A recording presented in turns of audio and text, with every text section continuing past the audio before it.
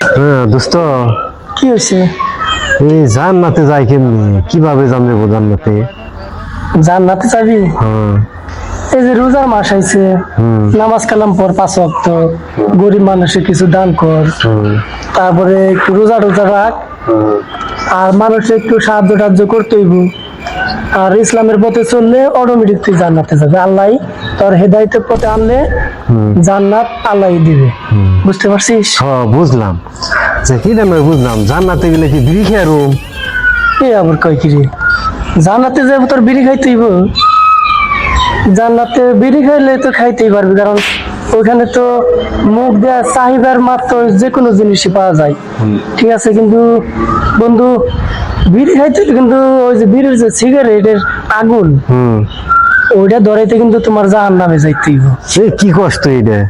তাহলে তুমি আগুন পাইবা কই? ওখানে তো আগুনের ব্যবস্থা নাই। মরার আগে বিড়ি খাওয়া বাদ দিমনি, তাও আগুনের নিকে জাহান্নামে যাই না, জান্নাত থেকে। জায়গা বন্ধু বুঝছস যে এটা অনেক ভালো, সিগারেট খাওয়া বাদ দিয়ে দাও বন্ধু।